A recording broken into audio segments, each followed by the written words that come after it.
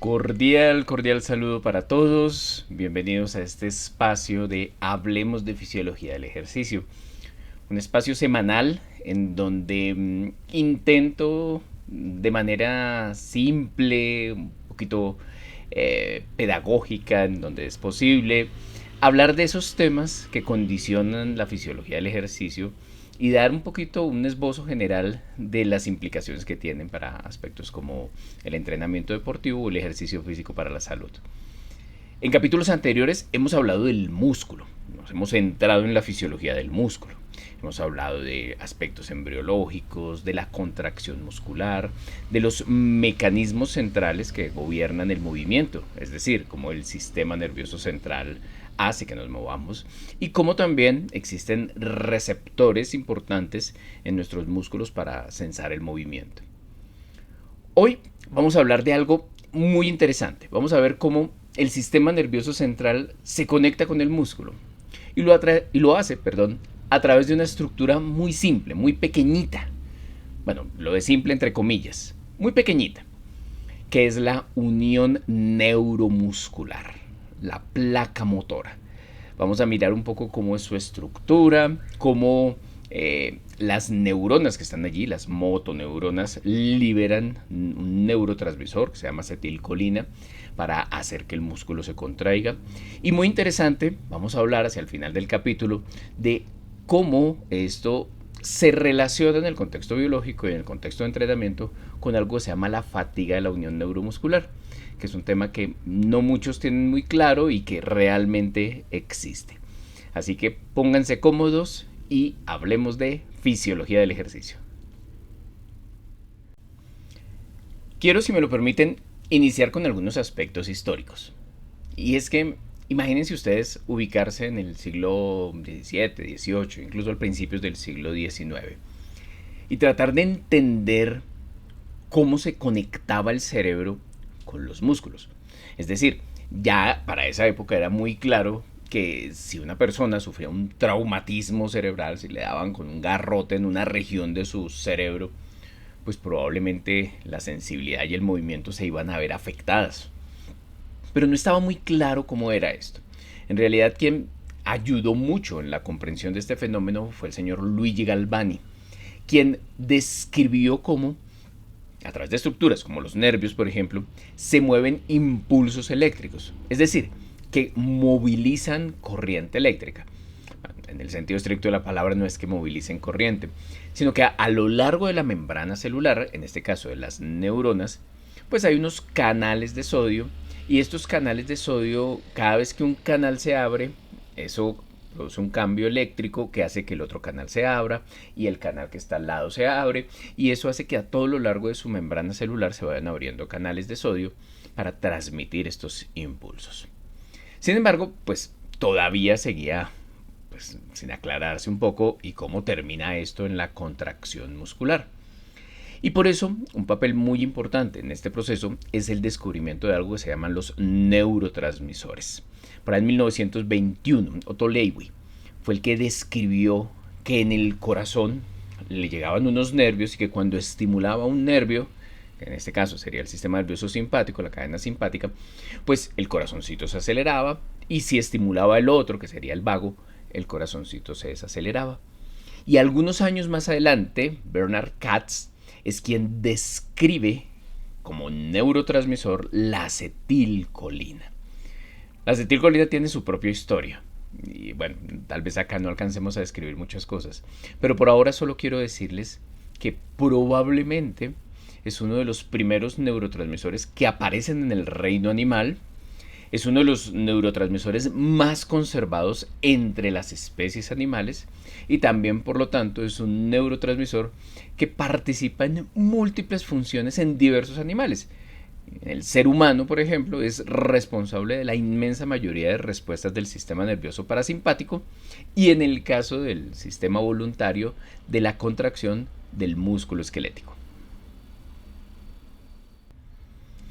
Para entender la fisiología de la unión neuromuscular, primero debemos entender qué es una sinapsis. En realidad, en el sistema nervioso, cuando dos neuronas se encuentran, no se tocan y lo que sucede entre ellos es que queda un pequeño espacio entre ellas. Cuando nosotros analizamos eso, nos damos cuenta que hay una neurona que está antes de ese espacio, una neurona que está después de ese espacio, y todo eso lo llamamos en conjunto sinapsis. Es decir, la sinapsis está formada por una neurona, que es la que está antes del espacio sináptico, y por eso se le conoce como neurona presináptica, el espacio donde se liberará el neurotransmisor, que es el espacio sináptico, y la neurona que está después de la sinapsis, que la llamamos la neurona postsináptica. En el caso de la unión neuromuscular, pues se conserva la neurona presináptica, el espacio sináptico, pero desde el punto de vista postsináptico lo que encontramos es la membrana de la célula muscular esquelética. Allí es donde realmente repercute la liberación de acetilcolina y el proceso de contracción muscular. Muy bien, ahora ya tenemos todos los elementos y vamos a intentar entonces articularlos para entender cómo el movimiento que se origina por acá en el sistema nervioso central termina generando la contracción muscular. Como ya lo vimos en un capítulo anterior, en nuestro cerebro, en algunas regiones especializadas de nuestro cerebro, se inician las señales biológicas que van a ir hasta nuestros músculos.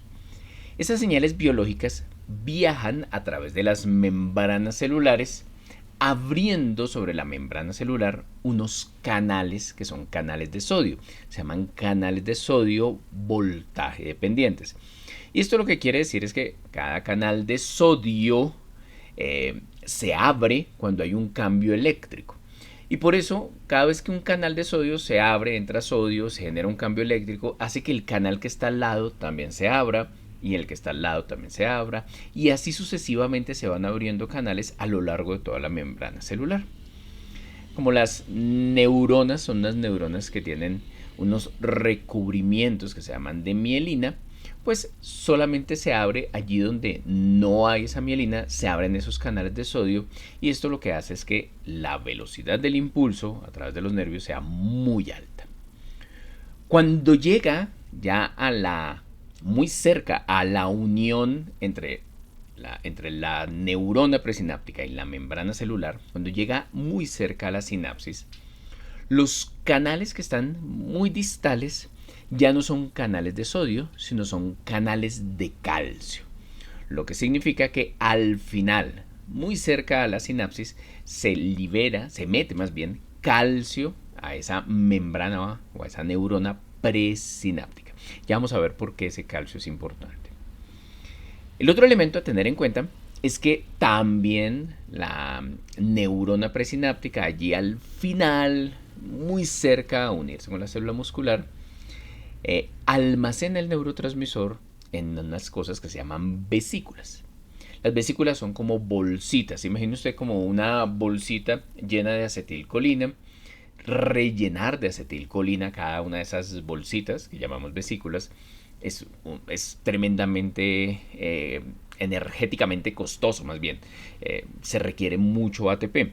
Por eso también allí hay una gran cantidad de mitocondrias para proveer la energía para poder rellenar cada una de estas vesículas.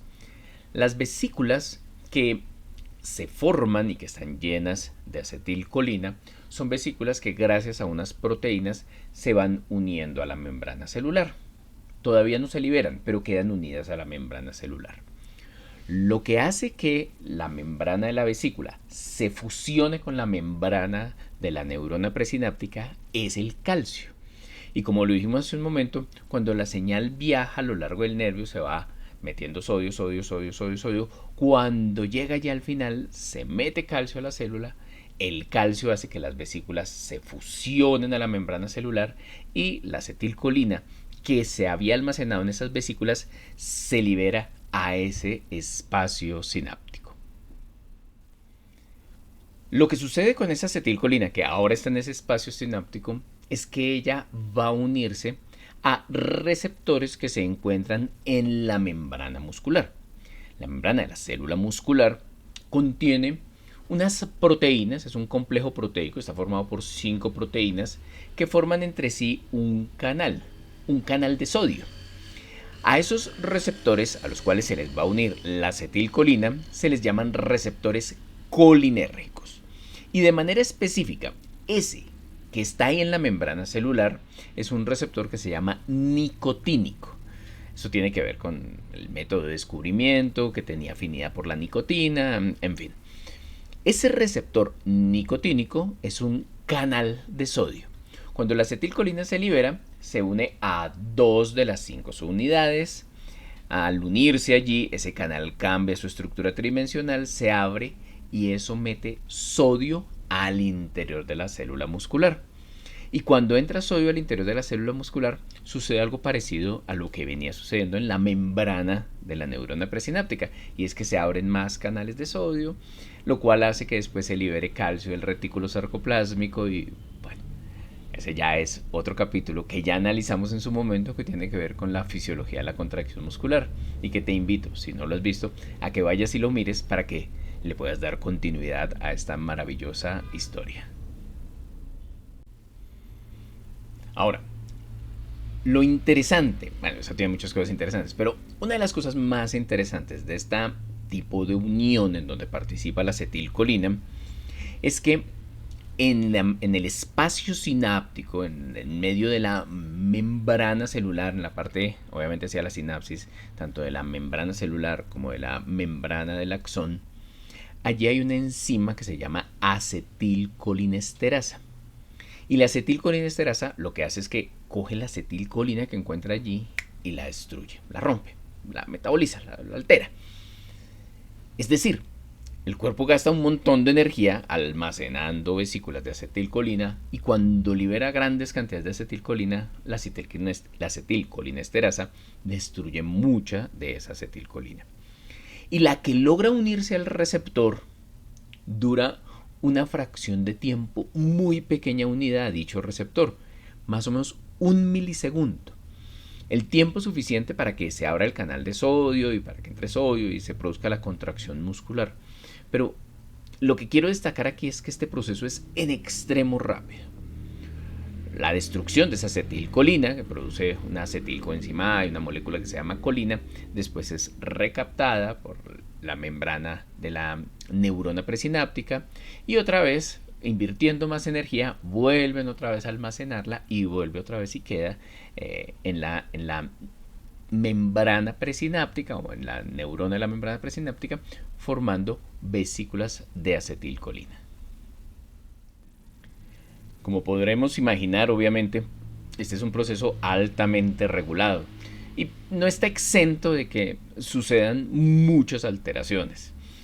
Existen medicamentos que activan o desactivan la acción de la acetilcolinesterasa, existen anticuerpos contra el receptor de acetilcolina, existen anticuerpos contra el canal de calcio que está en la membrana presináptica, existen venenos de animales que interfieren con este proceso, existen incluso plantas como el curare que tienen que ver con esto. O sea, como les decía hace un momento, la acetilcolina históricamente o desde el punto de vista evolutivo más bien es tan antigua y tiene tantas funciones en los seres vivos que en realidad la naturaleza ha evolucionado en múltiples aspectos para generar control o alteraciones en esta membrana celular. Obviamente todo lo que he dicho, por lo menos mucho de lo que he dicho, constituyen condiciones patológicas que no son el objetivo de estudio de este día de hoy. Lo que sí vale la pena estudiar y saber que existe es que existe una forma de fatiga que se llama fatiga de la unión neuromuscular. No es, obviamente, la principal forma de fatiga, realmente lo que sucede en el músculo en relación con el glucógeno, con la depresión de ATP, con el fosfato inorgánico, entre otras, la acidosis, pueden ser mucho más importantes. E incluso hay una fatiga en el sistema nervioso central que tiene que ver allí con neurotransmisores que también juegan un papel importante. Pero se ha descrito que cuando hay actividades de muy alta intensidad, puede suceder que en esta neurona presináptica se alteren los procesos de formación de las vesículas, en gran medida obviamente por falta de ATP. o que las vesículas en algún momento dado no se fusionen de manera eficiente, también obviamente porque hay fatiga de los canales de calcio. Si yo altero obviamente estas cantidades de acetilcolina que van al espacio sináptico, pues de entrada estaremos diciendo que alteramos también el proceso de contracción muscular. Y probablemente esto no me dé para perder obviamente toda la energía y quedarme ya quieto y no poderme mover. Pero sí voy a alterar aspectos como la coordinación muscular o la explosividad que eventualmente requiero en algún momento, o incluso en actividades de fuerza máxima podría haberse comprometido el desarrollo de esta capacidad física si hay una fatiga de la unión neuromuscular. Ahora, por supuesto, la unión neuromuscular también se entrena. Es decir, el entrenamiento, tanto el entrenamiento de la fuerza como el entrenamiento de la resistencia, generan adaptaciones en la placa motora, en la unión neuromuscular, que hacen que la aparición de esas alteraciones del movimiento, la falta de coordinación, entre otras que nombramos hace un momento, pues aparezcan de manera cada vez más tardía. ¿Qué hace cuando nosotros entrenamos la fuerza? Hay mayor densidad de vesículas, lo mismo en la resistencia, hay mayor sensibilidad a la liberación de esta acetilcolina, hay mayor densidad de receptores nicotínicos, en fin. En realidad que es un proceso muy activo, en donde hay todo el tiempo recambio de elementos como el neurotransmisor, como las enzimas que lo forman, la formación de vesículas, el ATP, también es entrenable en todos sus aspectos. Y esto es algo que a veces pasamos por alto sencillamente porque lo desconocemos. Entrenar la unión neuromuscular no es que haya un entrenamiento específico para ello. No es como que hoy tengo entrenamiento de la fuerza, mañana de resistencia y pasado mañana voy a entrenar la unión neuromuscular. Obviamente no sucede. Y de hecho cuando se siguen los principios del entrenamiento, pues las adaptaciones de la unión neuromuscular van dándose allí a la par con las adaptaciones tanto del sistema nervioso como del sistema muscular, tendones, ligamentos, lo que sea.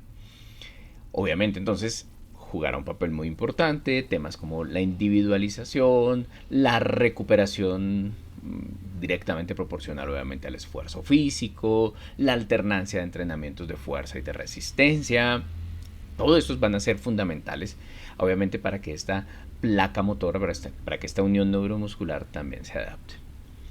Un elemento a tener en cuenta es que con la edad y con el envejecimiento se ha demostrado que también hay una disminución en la funcionalidad de esta unión neuromuscular.